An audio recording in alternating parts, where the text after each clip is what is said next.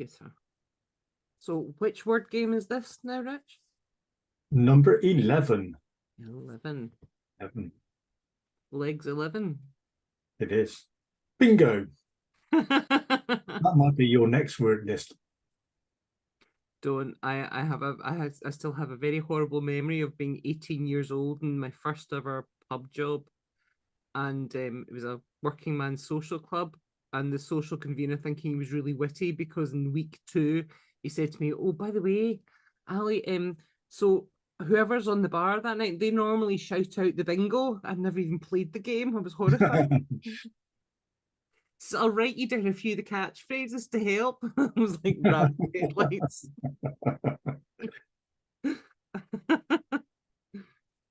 Yeah. So I believe it's your turn to go first, is it not? Well, I have to say, you've given me an absolute stormer of a list this week. I am absolutely loving the list you gave me. So the words you have given me are, the theme is playground, and the words are slide, merry-go-round, I wanna get off. For some strange reason, there's a song kind of lurking in my background of my head on that one. Swings, climbing frame, grazed knees or elbows, friends, sunny days, sandpit, higher, higher, obstacles, hanging, ropes, soft grass, happy and tired. Yep, and Ali's given me one all about superheroes. So that's comic book, in disguise, hero, anti-hero, or villain, or maybe all three. Could be your lucky day. Backstory: Kapow, boom, splat, zap, as in the old Batman TV series. Daydreaming wonder. Bedsheet capes, superhero stands, superpowers, laser beams, jumping, Spidey senses, gadgets and gizmos, best friend, adult, child still. I thought that was quite a good list, Rich. Yeah, I'm just making. So, me first then. Oh, absolutely. On the theme of playgrounds. There aren't that many slides in playgrounds anymore. Where I went to school, there was this big park, and they had the most epic slide ever because it was built into a hill. And this slide was huge. You could tell how big the slide was by how long the flat bit was at the bottom. You know, that point, the braking space before you went shooting off the end. And this braking space was at least 20 foot long. Now, probably what helped was because it was built into a hill. If you fell off the sides, you just rolled down the grass embankment. But whoever designed that was a fucking idea. Like, build the slide into the hill. And when I was a kid, I would visit my grandmother, and there was a park there. They had a merry-go-round, and we used to ask on a Sunday afternoon to go to the park so you could play in the merry-go-round, and you'd take turns at being the one that did the foot action to kind of keep it spinning and going. And some of them had the raised plinths so you could lie on them. You know the ones? So you could lie back and watch the sun and the sky just rotate round about. And if you stayed on long enough and whoever was spinning the roundabout, there was a point where your only thought was, I want to get off. Because by that point, you know, the stomach's churning and you're thinking, this is going to get really rough. And then there was the swings. And the thing about the swings is when you're really little, you think you can only play in the swings if somebody's with you, because otherwise you just sit there. And then as you get older, you find out that actually with very little effort, you can do this on your own. It's just a matter of swinging of your legs to get the movement going, a little bit of a rock forward or back. And then the challenge becomes, how high to the bar can I get? And there was always that thought of, if I do this far enough, can I get the swing to suck around? Please don't try this at home, kids, but yeah. And how high could you go and jump and land? And then there was climbing frames. And the one in my local park was made up of interlocking triangles. Don't know if I remember that, but it was triangles. A dome. And again, they've taken those out now. It's almost like the risk of the climbing frame for the adults outweighs the fun of the child. Because nature has its own climbing frames. Those are the trees that you climb and you get stuck up and have to figure your way out back down again as you're a kid. And part of that experience is the grazed knees and elbows that go with that, the grazed hands. And hopefully not like me, who fell off a scooter going down a gravel slope that had to get the gravel scrubbed out of her knees, because that was extremely painful. And all of those are adventures are done with friends, hopefully on sunny days. Sandpits tended to be a holiday experience. You didn't really get them in the local parks, or a back garden experience if one of your friends had a sandpit. Funnily enough, they always came in kind of like green containers that were shaped like frogs. I don't know why, but And there's that concept again of the adventure and the exhilaration of it all, that whether that's swinging in the swings where your thought is just higher and higher, or whether that's the merry-go-round, or even just the ground in the park where you make obstacles and courses, and you have dens and hides that you have adventures in, whether that's hanging by fingertips from the branches of a tree, or the rope swing that's up over, it goes out over the river that you shouldn't really play on, but everybody does anyway. That you pretend the adults don't know is there, but they really do. Particularly when you come home a bit wet. And the soft grass in the areas that you play.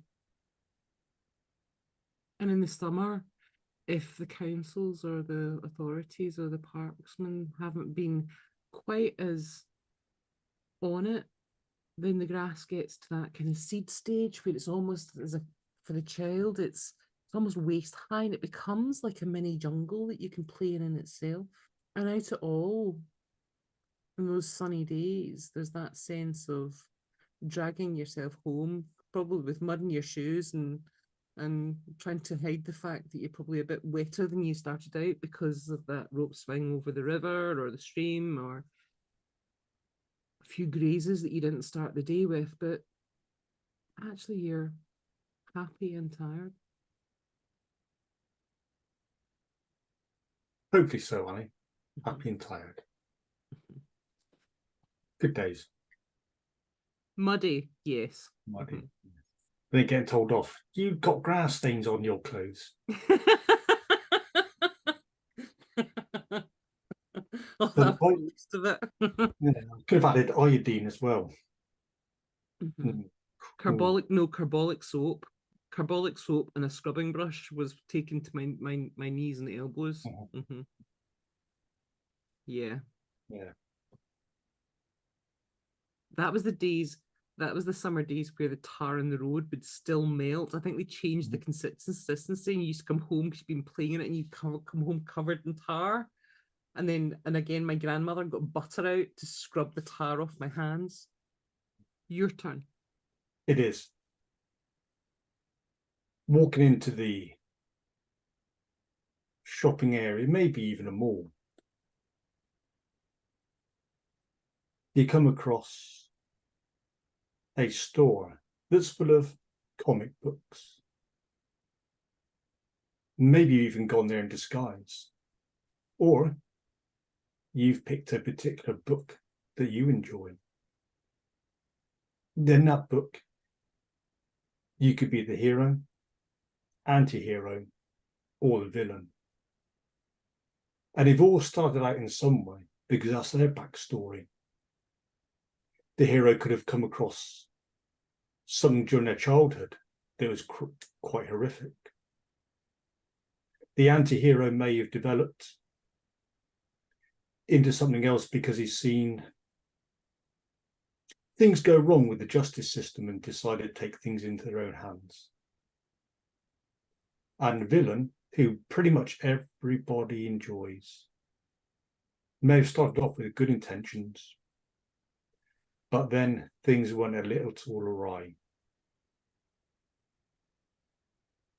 Because how they were portrayed and how they were seen was evil, villainous, and pretty nasty. So they decided then to become the villain.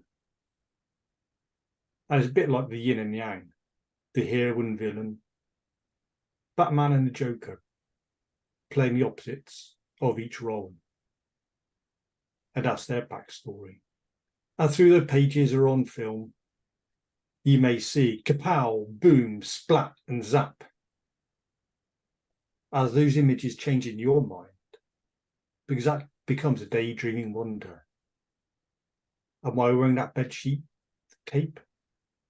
Or am I really the villain, the anti-hero, or the hero of my own story?